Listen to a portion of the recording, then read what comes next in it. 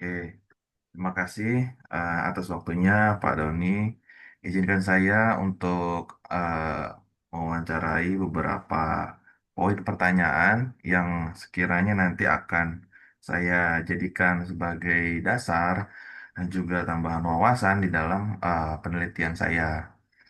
Nah, saya sudah menyiapkan beberapa daftar pertanyaan yang tentunya ini saya perlukan dari kacamata sudut pandang akademis dan juga sebagai praktisi. Oke, izin Bapak saya bacakan untuk yang pertanyaan pertama dulu. Ya, Oke. Bagaimana Bapak memaknai konsep pertanggungjawaban hukum dalam konteks tindak pidana perpajakan? Nah, yang ini yang melibatkan konsultan pajak, Pak. ya.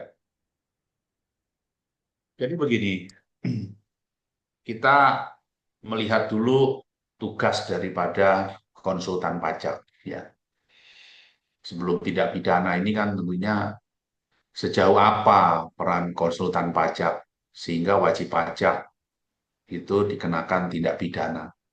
Ya, jadi konsultan pajak ini sekarang ini kan ada di bawah Pusat Pembinaan dan Pelaporan Keuangan, Kemenq.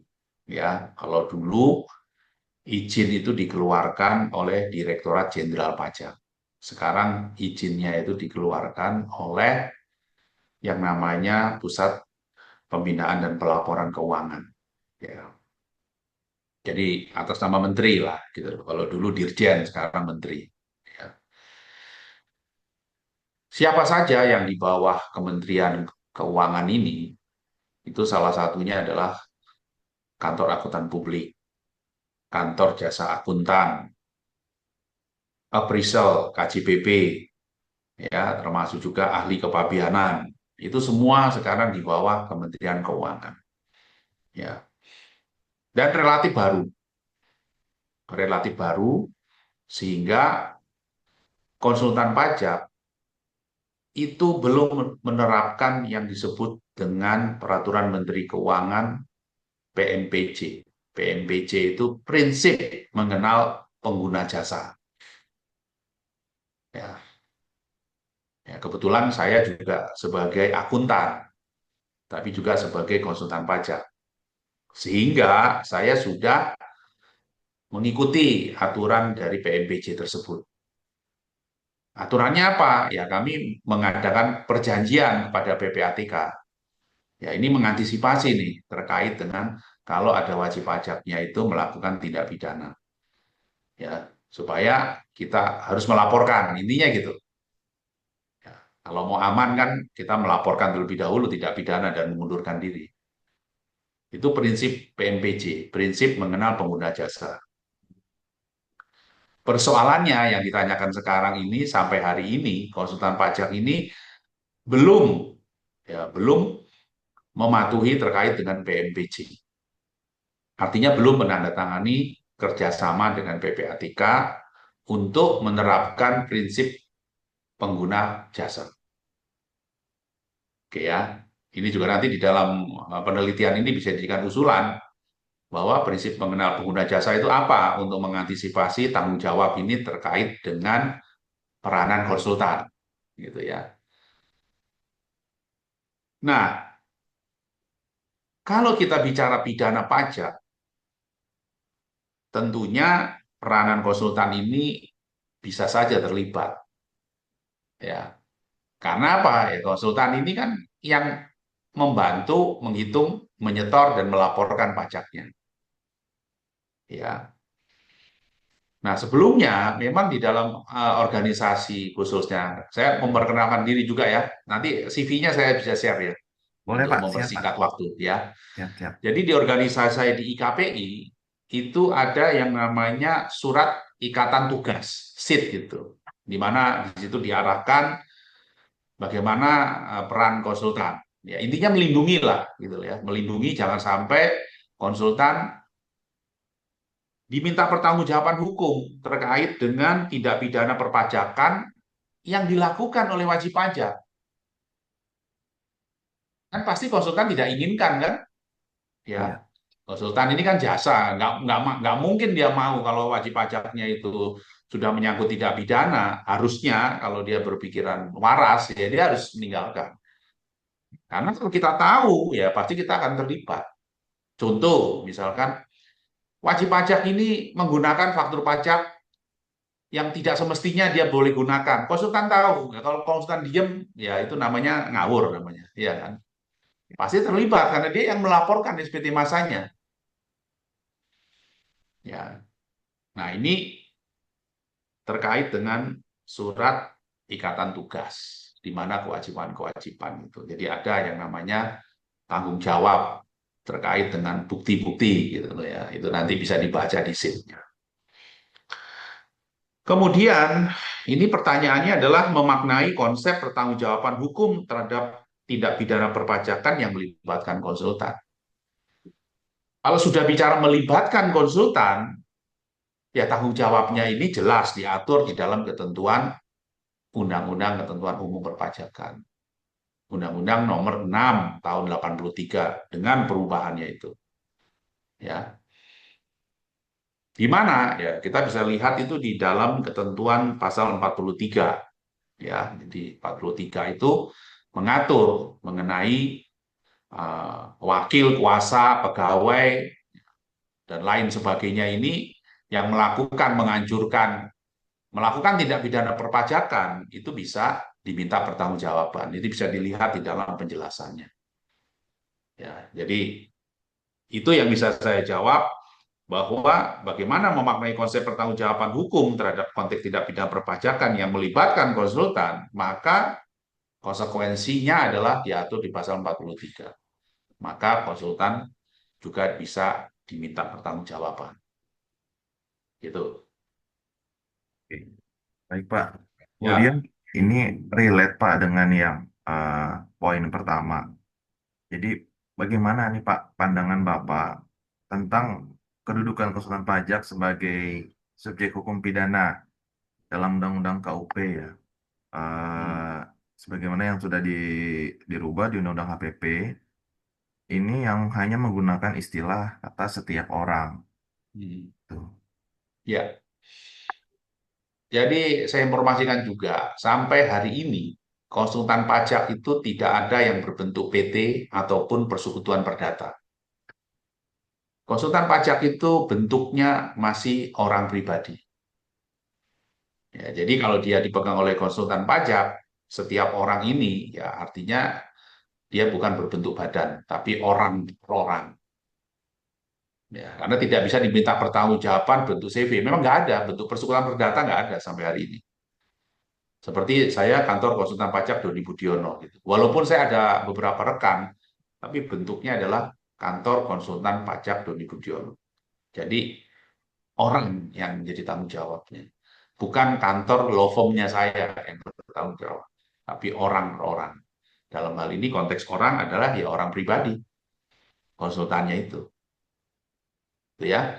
Jadi nanti kuasa itu tidak menunjuk kepada badan hukumnya, tapi menunjuk kepada izin orangnya. Gitu. Jadi kalau dia terlibat tindak pidana, orangnya yang diminta dipertanggungjawabkan, bukan kantor saya gitu loh. Oh, Gitu ya. Jadi nggak ada. Nanti bisa dilihat di dalam ketentuan konsultan pajak. Ya, jadi itu nanti peraturan Menteri Keuangan terkait konsultan pajak di PMK berapa. Nanti dicek ya. Saya agak siap. lupa PMK-nya itu. Jadi diatur di situ. Dia bentuknya itu orang per orang, tidak berbentuk badan. Oh, jadi meskipun kita kontrak kerjasamanya dengan satu firma konsultan itu, tetap yang bertanggung jawab adalah si personalnya ya Pak ya? Betul, betul. Jadi di kuasa itu di PMK 229 itu bentuknya orang per orang, bukan berbentuk badan hukum seperti kuasa lawyer gitu ya. Jadi perorangan. Jadi itu dan ini sudah juga diteliti oleh salah satu mahasiswa UNER terkait dengan kuasa. Jadi kuasa di konsultan pajak atau kuasa di pengadilan pajak itu bentuknya agak nyeleneh gitu loh. Bentuknya bukan berbentuk persekutuan perdata, jadi law firm-nya siapa, lawyer-nya siapa-siapa itu. Jadi kuasa itu hanya menunjuk satu orang. Ya, sehingga kalau nanti kuasa di pengadilan pajak itu bisa berarti kuasanya bisa A, B, C, D, tapi di satu law firm gitu. Aneh kan gitu. Itu sudah dilakukan penelitian mahasiswa UNER gitu. Ya, Harusnya kuasa itu nggak bisa diatur secara peraturan Menteri Keuangan gitu. Tapi prakteknya itu yang terjadi di di mana di pengadilan. Ya, kalau kita buat kuasa seperti yang dilakukan oleh lawyer, itu minta suruh ganti sesuai dengan kuasa masing-masing. Kan beda. iya, Satu lawyer, law firm memberi kuasa 10 orang. Berbeda kalau dia memberi kuasa satu-satu 10 orang, kan beda. iya, Tapi itu terjadi gitu. Dan itu sudah dilakukan penelitian dalam bentuk skripsi ya di Universitas Airlangga, ya tapi sekarang masih berlaku aja sama seperti itu. Gitu ya. ya, ya. Jadi Oke, baik. itu yang saya sampaikan yang kedua itu. Ya. Terima kasih, Pak. Hmm. Yang ketiga, Pak, dalam perspektif akademis, apakah pantas, Pak, jika konsultan pajak dikenai standar tanggung jawab yang lebih ketat? Nah, dalam konteks teorinya ini mendekati strict liability tuh, dibanding dengan subjek lain, mengingat posisi mereka sebagai profesional yang berizin, Pak. Hmm. Ya, ini pandangan ya, pandangan saya. Konsultan ini kan profesional dan dia ini ujung tombaknya ya. Jadi artinya dia harus mengedukasi yang benar gitu ya. Mengedukasi yang benar. Makanya konsultan itu juga harus mengenal kliennya ya. Sebagai pengalaman, saya sendiri pernah diundang beberapa prinsipal sudah jelas melakukan suatu perbuatan tidak pidana, double pembukuan misalnya seperti itu. Ya kita harus menolak, kita mengedukasi wajib pajak untuk tuh sesuai dengan aturan yang ada. Nah, kalau sekarang diminta pertanggungjawaban, ya seyogianya profesi juga tidak lepas dari tanggung jawab, gitu ya. Kita bersifat konservatisme, hati-hati, ya, karena kita bisa diminta pertanggungjawaban dan itu kalau pendapat saya, ya, itu hal yang lumrah, gitu loh, ya. Karena profesi ini juga ada risikonya, makanya hati-hati kita. Ya, kita tidak hanya menerima pekerjaan, tapi kita juga harus mengedukasi secara baik. Ini contoh pengalaman saya. Saya pernah menangani salah satu perusahaan di mana dia mendapat fasilitas dari pemerintah, ya, namanya KITE, kemudian import untuk tujuan ekspor. Salah satu syarat untuk KITE ini dia tidak boleh menjual lokal, ya, karena memang fasilitas itu diberikan untuk ekspor, tetapi dia menjual lokal, ya. Akibatnya apa? Dia mendapat restitusi, pengembalian, ya, karena dia fasilitas KITE kan dia dapat restitusi. Saya mengundurkan diri jadi konsultannya. Karena saya menganggap bahwa itu dia sudah melanggar ketentuan kita. Dia minta restitusi, tapi dia jual lokal. Gitu. Nah, itu kan nggak boleh. Kita mengundurkan diri. Nah, inilah yang diharapkan. Kalau kita ingin menghindari tanggung jawab terhadap profesi kita yang berizin, ya kita harus siap ya untuk mengedukasi terhadap wajib pajak dan kita harus meninggalkan kalau wajib pajak itu tetap melakukan pelanggaran. Apalagi di pelanggaran yang nggak main-main di bidang perpajakan gitu ya. Jadi saya berpendapat bahwa tanggung jawab ini itu adalah tanggung jawab yang memang kita harus emban. Ya, makanya kita dilindungi oleh yang namanya kode etik, ya, dilindungi oleh yang namanya standar profesi kita, ya, dalam kontrak, ya, semua kita dilindungi. Tapi tetap perlindungan ini kita juga harus mencermati terkait dengan wajib pajak yang kita akan tangani. Apakah wajib pajak ini, ya kita mengenal lah mereka karakteristiknya kayak apa. Tapi kalau udah tahu dia mendapat fasilitas, kemudian dia gunakan, atau dia melakukan dua pembukuan, atau dia berusaha untuk mengecilkan, seharusnya ya kita harus menolak, gitu ya, supaya tidak diminta pertanggungjawaban, turut serta, ya kan, karena mengetahui dianggap turut serta, itu khawatirnya di situ. Oke, baik Pak, terima kasih Pak. Hmm. Berarti Hmm. poinnya adalah kita juga harus menjaga kode etik ya Pak ya, Ya, standar profesi dan juga sesuai ya, dengan apa yang ada di tertuang dalam kontrak itu ya Pak betul, ya. betul. Ada nama kalau di IKPI namanya surat ikatan tugas gitu. Jadi Surat di situ ikatan. rinci gitu loh, ya, Kak. Ya contoh misalkan gini, kalau terima uang itu nggak boleh dicampur dengan pembayaran gitu. Ya, jadi harus kalau terima uang pembayaran pajak itu harus ada rekening sendiri. Karena itu kan sifatnya titipan. Ya, Dia nitip ke saya, kemudian saya bayarin, gitu. Jadi harus dipisahkan antara honor yang kita terima dengan uang yang kita bayarkan dari pajak gitu, dipisahkan supaya mudah untuk ditrace bahwa itu memang uang itu bukan uang saya tapi uang dari prinsipal, uang dari wajib pajak yang untuk pembayaran. Itu salah satu contohnya itu. Dan banyak hal lain ya terkait dengan bukti-bukti. Nah, ini juga harus ada apa? Manajemen letter lah bahwa memang bukti ini memang bukti yang benar, yang valid gitu loh. Supaya pertanggungjawaban ini kan kita juga nggak bisa kan mengetahui bahwa ini asli atau nggak asli kan sulit juga. Kita kan bukan arahnya ke sana. Tapi kita juga minta manajemen letter bahwa semua dokumen yang diberikan ke konsultan itu adalah benar dan tanggung jawab itu dilimpahkan ke manajemen selaku yang membuat gitu. Jadi supaya untuk menghindari tanggung jawab daripada profesi konsultan pajak. baik Pak, terima kasih Pak. Selanjutnya, yang keempat, apakah ada risiko kriminalisasi berlebihan Pak? Over criminalization ya terhadap konsultan pajak jika pendekatan strict liability yang tadi ini diterapkan terlalu luas. Jadi Bagaimana gini, seharusnya? ya, jadi sebetulnya panduan-panduan selaku konsultan kita itu sudah ada di organisasi, ya kan? Di mana di dalam ketentuan organisasi di situ ada kode etik, standar profesi, ya, yang mengatur bagaimana kita bekerja, ya. Kemudian di dalam ketentuan undang-undang kita, khususnya di undang-undang formil yang diatur dalam undang-undang ketentuan umum pajakan, itu juga diatur ya bagaimana tanggung jawab daripada konsultan, pekerjaan apa yang harus dilakukan, ya. Jadi nggak boleh kalau konsultan pajak itu membuat pembukuan, nah, itu juga hati-hati gitu ya. Kemudian juga sesuai dengan sertifikasi yang dimiliki. Nah, itu semuanya udah diatur itu. Jadi kalau misalkan punya A, ya nggak boleh mengerjakan badan.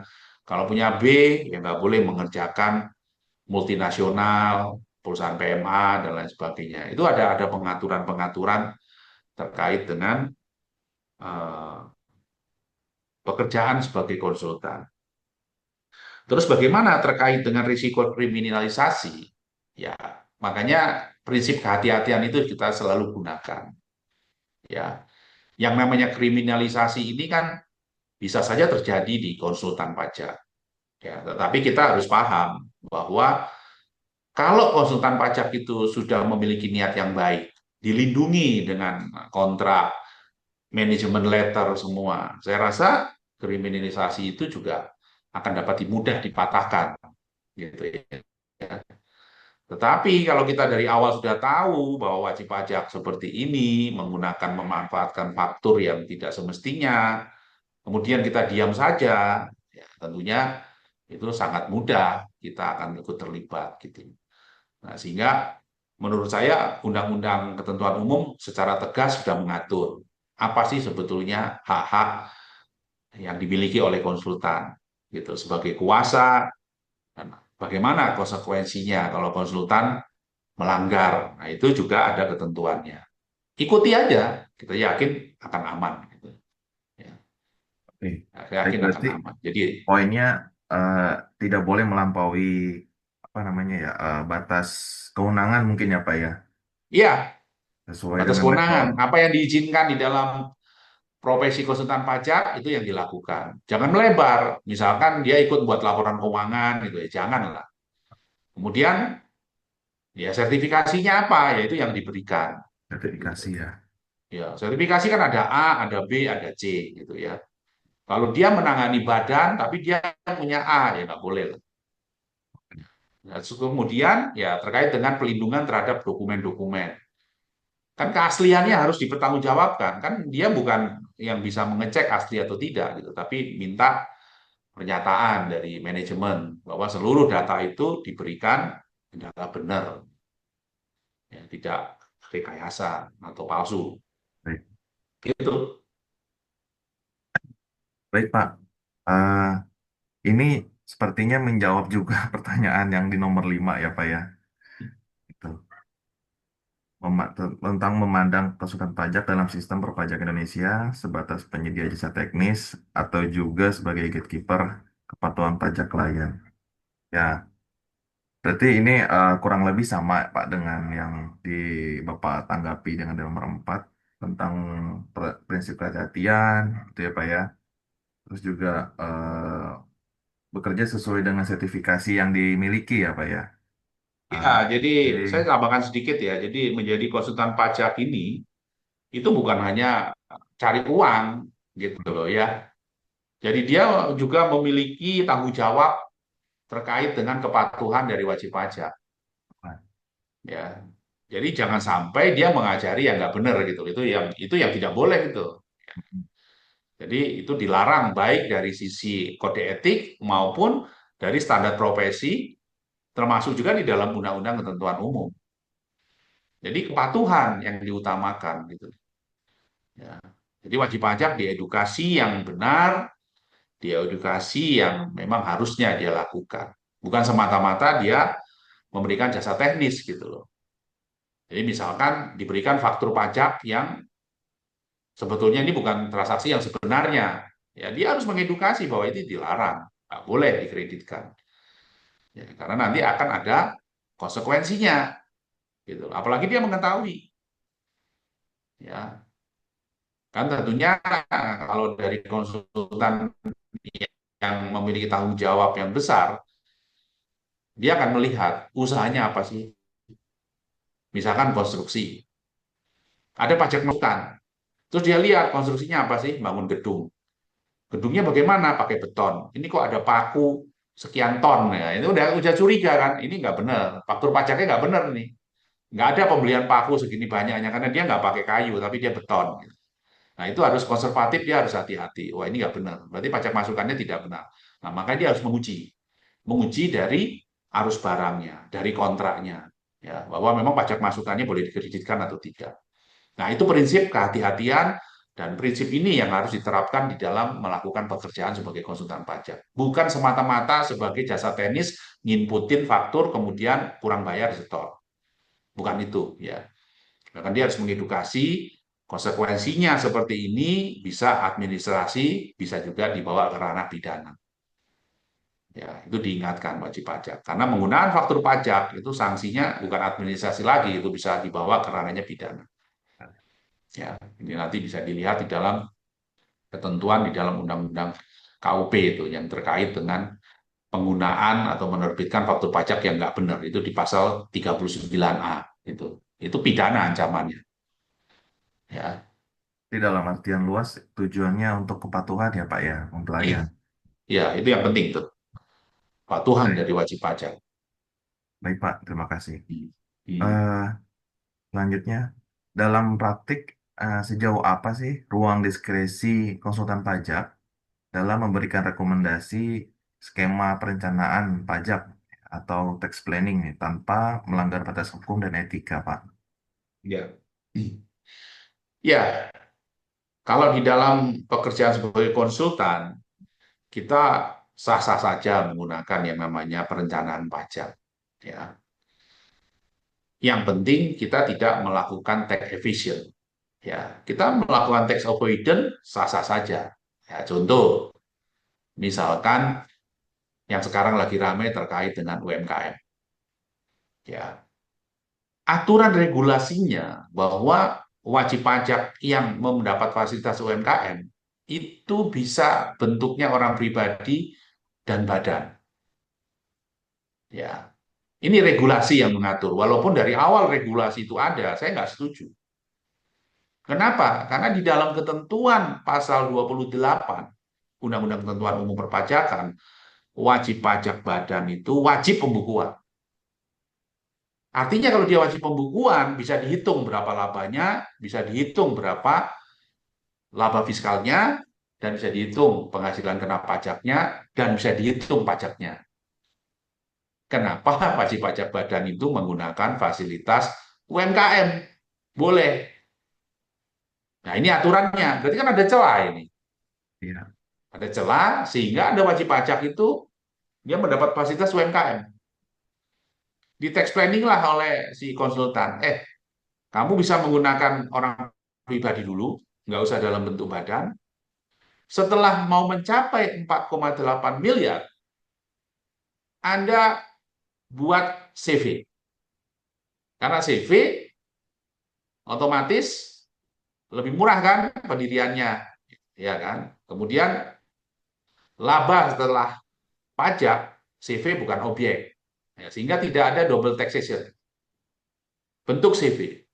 Kemudian dari CV ini ternyata lebih dari 4,8, buat CV baru. Lebih dari lagi, buat baru lagi. Ini legal gitu loh, tidak melanggar hukum gitu loh. Memang ketentuannya inilah yang harusnya dirubah gitu loh. Ya itu silakan aja ya memberikan teks bukan tax evasion tapi tax avoidance, tapi dia tidak melanggar ketentuan yang ada gitu loh. Walaupun pemerintah mengatakan oh ini akal-akalan nih wajib pajaknya akhirnya UMKM semua, tapi kan regulasinya ada, memang itu nggak melanggar gitu loh. Makanya pemerintah akhirnya memutuskan bahwa UMKM itu hanya untuk orang pribadi. Itu sesuai dengan apa yang saya sampaikan. Seharusnya tidak ada yang UMKM itu untuk badan. Ya, sehingga itu adalah satu satu contoh yang bisa diterapkan. Apakah itu melanggar kode etik? Ya tentunya tidak, karena itu memang kembali lagi wajib pajak kan ingin juga membayar yang bisa lebih murah kan gitu Iya. pajaknya gitu loh. Ya kan? Ya pemerintah harusnya melihat celah ini dan itu sudah ditutup sekarang bahwa UMKM hanya berlaku untuk orang pribadi. Ya, itu salah satu contoh. Yang kedua, ini bisa saja contoh itu terkait dengan perbedaan tarif. Orang pribadi ini kan tarifnya progresif. Bisa mencapai sampai dari 0 sampai 60 PKP-nya 5%. Naik sampai 250, 15, 25, 30, sampai 35%. Kalau wajib pajak ini dia bentuk badan, dia flat 22%. Sekarang dilihat untungnya seberapa. Kalau dia untungnya kecil, ya bisa saja dalam bentuk orang pribadi. Tapi dia bisa juga investasi untungnya besar sekali. Nah, kita bisa usulkan dalam bentuk korporasi. Kita buat pilihan korporasi apa, bentuknya PT atau CV. Nah, kemudian kita lihat aspek perpajakannya. Kalau PT, ada fasilitas investasinya dividen selama 3 tahun, itu jadi bukan objek. Tetapi banyak juga orang nggak mau. Bentuknya CV. Kalau CV, begitu dia dikenakan, maka bukan objek bagi penerimanya. Ya, jadi misalkan CV untungnya anggaplah 10 miliar, kemudian dibayar pajaknya 22%. Nah, anggaplah 20% lah untuk mempermudah, jadi 8 miliar. 8 miliar itu dibagi ke pemegang saham, bukan objek. Nah, itu pilihan-pilihan inilah yang nanti akan diambil, tapi tidak melanggar ketentuan daripada perpajakan. Nah, itu silakan aja sah, karena melakukan taxinya tax avoidance, menghindari tapi tidak melanggar ketentuan yang ada. Kayak gitu. Kayak Ya. gitu. Nah, itu banyak sekali fasilitas yang bisa digunakan, termasuk fasilitas. Kita mengenal yang namanya super tax deduction. Ada wajib pajak, kalau kita memahami ini, maka dia dapat pengurang 300%. Ya artinya wajib pajak itu bisa melakukan research and development untuk menemukan paten. Nah, kalau wajib pajak itu tahu, dia bisa gunakan ini. Anda gunakanlah riset itu di Indonesia. Karena ada fasilitas insentif. Nggak main-main 300%. Jadi kalau Anda keluar duit 10 miliar, beban pajaknya atau pengurangnya itu bisa 300% dari 10 miliar. Berarti kan otomatis mengurangi dari labanya secara perhitungan pajak. Nah, aturan ini bisa digunakan. Apakah melanggar? Enggak, Bang. Aturannya udah disiapin memang. Ya, itu menurut saya tidak melanggar kode etik hal tersebut gitu loh. Tapi kalau ada hal yang sifatnya tax evasion, memarkup biaya, menambah biaya, tapi sebetulnya itu tidak ada, itu yang tidak boleh. Karena itu melanggar, memalsu namanya. Jadi memalsu. Ya, selama itu aturannya tidak dilanggar, saya rasa itulah peranan dari para konsultan untuk mencari celah, melakukan tax planning, penghematan pajak. Nah, di situ bisa dilakukan dan menurut saya itu sah-sah saja, tidak melanggar kode etik. Ya, Pak. demikian.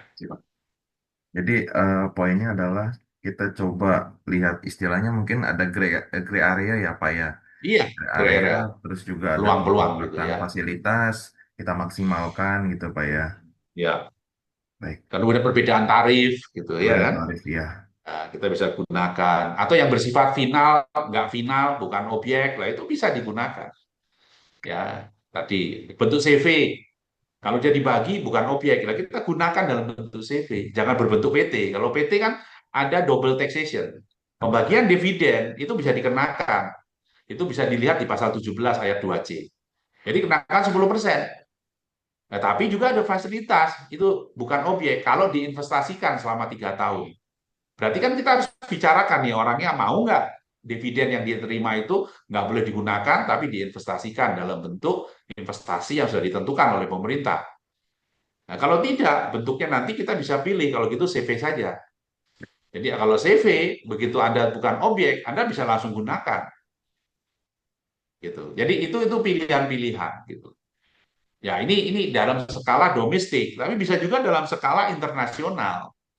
Ya, kita tahu bahwa perbedaan tarif negara Malaysia, negara Singapura dengan negara kita itu ada perbedaan. Sehingga bisa saja nanti kita menggunakan harga transfer. Kita bisa punya usaha di negara-negara lain. Jadi ada profit shifting yang tentunya tidak boleh melanggar ketentuan yang ada gitu ya terkait dengan transfer pricing. Ya, kalau itu melanggar ya berarti bisa kena koreksi. Ya, ya kita menggeser semuanya. Ya, kalau namanya menggeser tapi kita tidak melanggar, artinya wajar lah ada yang namanya harga wajar itu tidak tidak akan dikenakan. Ya, sesuai dengan prinsip yang mengeluarkan beban yang banyak, ya tentunya mendapat return yang banyak gitu loh. Ya kan? Ya kalau dia cuma fungsi invoicing aja, membuat invoice, tapi dia labanya tinggi, ya tentunya nggak boleh kan. Tapi Iya, kalau dia bergerak di bidang riset dan development, kemudian mendapat profit yang gede, ya itu wajar gitu loh. Karena dia punya resiko. Nah, oleh karena itu, bisa saja pada saat ini labanya itu besar di Singapura, riset and development-nya digeser ke sana. Tetapi kita juga harus memperhitungkan di Indonesia ada insentif itu, di mana kalau kita research and development, kita mendapat insentif fasilitas 300%. Nah, itu akhirnya menjadi pertimbangan-pertimbangan hitung-hitungan di atas kertas. Kira-kira menguntungkan mana kalau saya membuka usaha atau membuka risetnya di luar negeri. Gitu ya, itu berbicara mengenai cross border, artinya terkait dengan perusahaan-perusahaan yang multinasional. Oke ya. baik Pak, terima kasih Pak.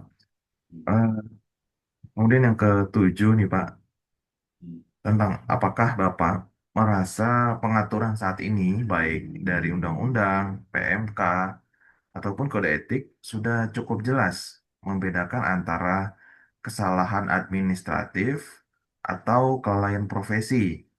Nah, ini dengan keterlibatan dalam konteksnya tindak pidana perpajakan, Pak. Ya, ini kalau bicara mengenai kejelasan, tentunya setiap orang akan memiliki pandangan yang berbeda. Ya, ya. Kalau saya melihat di dalam ketentuan yang ada, ini udah cukup jelas gitu ya. Mana-mana yang menyangkut tindak pidana, mana yang administrasi gitu ya. Kita tahu bahwa sanksi sanksi di dalam perpajakan itu dibedakan dua. Satu itu sanksi administrasi, ya berupa bunga, berupa denda, berupa kenaikan, tapi ada juga sanksi pidana, ya. Sanksi ini ada berupa penjara, bisa kurungan, bisa denda pidana.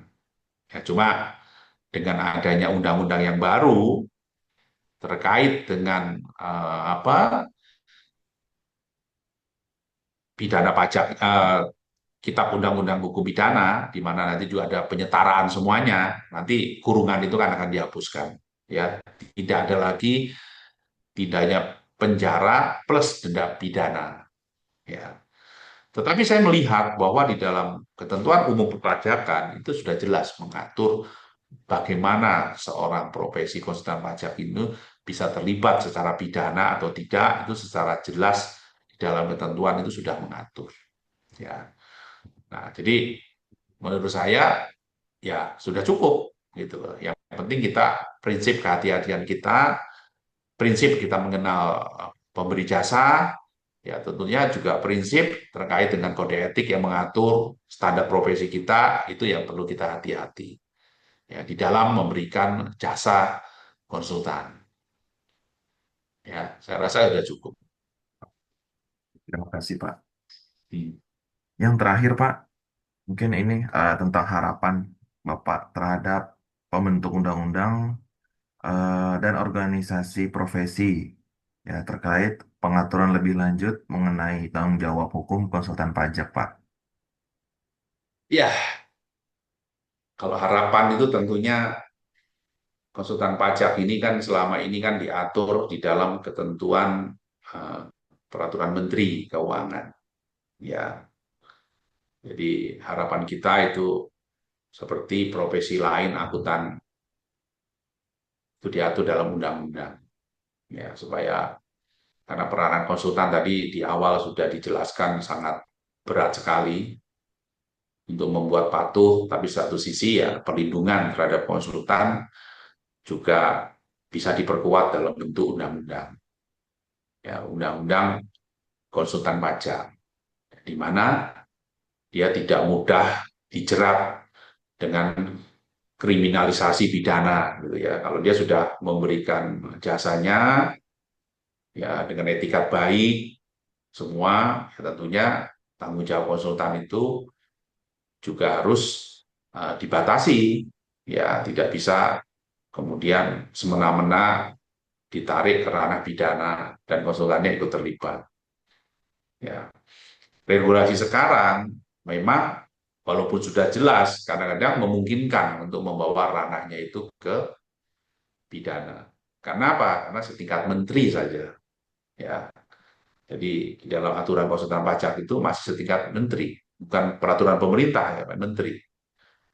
Sehingga bisa saja konsultan itu dibawa ke ranahnya pidana karena memang ada menteri yang mengeluarkan, di mana menteri keuangan juga lah yang membuat regulasi aturan ini. Seringkali konsultan berharap gitu ya, kekuatan kita juga setara lah karena kita memiliki tugas yang berat ya, membuat PP patuh ya tentunya itu lebih ditingkatkan dalam bentuk undang-undang konsultan pajak. Dan konsultan pajak itu sudah diajukan ke DPR, sudah ada RUU-nya, tapi sampai sekarang belum dibahas. Itu ya, saya rasa itu yang bisa saya sampaikan. Lebih kurangnya mohon maaf, kalau masih ada yang kurang silakan. Baik, Pak. Terima Ya, kasih, Pak. Ini sudah sangat jelas sekali, Pak. Anda ya, harapan. Berarti saat ini aturannya masih masih berupa PMK ya, Pak ya, di PMK, Menteri ya. Betul. Kementerian Sedangkan Menteri. kalau dibandingkan dengan organisasi profesi lain seperti dokter, Oh, akuntan udah itu undang-undang, udah udah undang-undang undang-undang. ya, Pak ya. Ya, bahkan lawyer pun udah ada undang-undang avokat kan gitu. Oh iya iya benar-benar. Ya, jadi kalau akuntan akuntan juga ada undang-undangnya. Akuntan iya. Akuntan publik itu ada undang-undang akuntan publik. Nah, konsultan pajak ini belum ada gitu ya. Tapi RU-nya sudah ada. Jadi kalau bisa lihat di PPID ya, nanti bisa coba masuk ke dokumennya PPID DPR. Di situ minta RU konsultan pajak ada gitu. Nah, di situ sangat apa powerful lah gitu. Kalau ada undang-undangnya itu perlindungan tadi, kriminalisasi dan lain sebagainya itu bisa lebih lebih sangat membantu profesi jasa konsultan pajak gitu. Oke. Gitu. Baik Pak, terima kasih Pak. Terima kasih Pak Doni. Ini saya kira eh, sesi 45 menit ini sangat lengkap.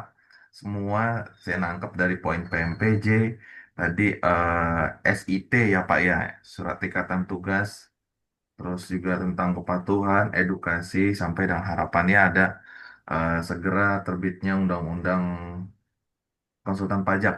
Ya. Ya, Saat ini masih ya, RUU statusnya. ya, Iya statusnya Pak. masih dalam bentuk RU.